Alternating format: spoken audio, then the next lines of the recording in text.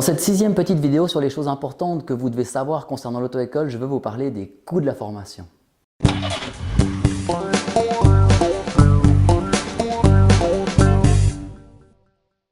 Le coût de la formation est probablement une des questions qui vous intéresse le plus et je pense que c'est normal. Ouais, mon père qui est dans la construction, il me dit que s'il devait facturer ses techniciens au même prix que vous, il s'en sortirait pas. Très probablement, mais je ne vais pas m'étendre ici à justifier quoi que ce soit en termes de tarifs liés aux cours de conduite et à la formation à la conduite. Et pour ceux qui disent que le permis en Suisse coûte cher, en relation avec le salaire moyen, il est en fait beaucoup moins cher qu'en France et au Portugal. Aujourd'hui, je vais juste vous donner quelques astuces pour vous faire peut-être économiser quelques cours. D'abord, je voudrais rappeler qu'en Suisse, nous avons deux choses fondamentales que tous les pays à un niveau de vie similaire n'ont pas. La première chose est que nous n'avons pas de cours de conduite obligatoire avec un moniteur. Le deuxième point est que l'apprenant peut rouler accompagné de n'importe qui ayant au moins 23 ans et 3 ans de permis, ce qui n'est pas le cas de tous les pays européens. Compte tenu de ces deux avantages, il ne devrait pas pouvoir être possible d'affirmer que notre permis va coûter cher. Alors qu'est-ce qui coûte? En dehors des frais administratifs, les ordres pratiques avec un moniteur. Mais pourquoi est-ce qu'il est nécessaire d'en faire puisque tout le monde roule et devrait être capable de vous expliquer comment faire? Probablement parce que sous deux aspects, les gens ne savent plus faire juste sur la route. Premier aspect, les gens vont d'un point A à un point B mais ne sont pas en train de conduire. J'aime bien dire qu'ils vont juste quelque part faire quelque chose. J'entends par là que les conducteurs se déplacent mais ne conduisent pas en pleine conscience du point de vue des principes décrits précédemment dans ces vidéos.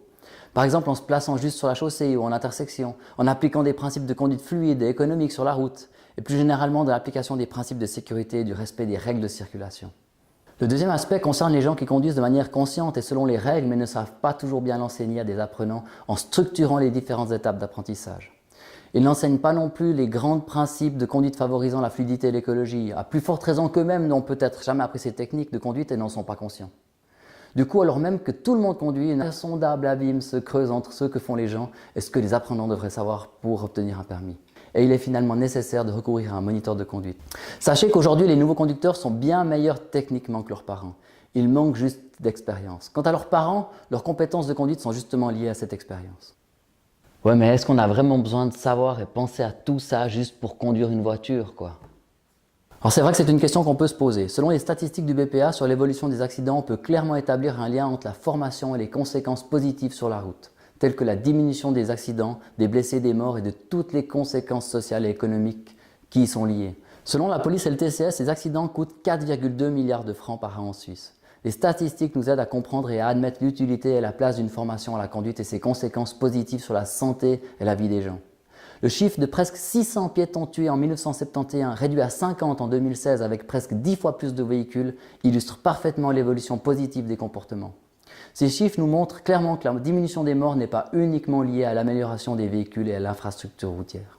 Alors maintenant, pour économiser de l'argent en faisant votre permis, voici plusieurs choses que je peux vous conseiller et qui pourraient vous faire économiser quelques cours.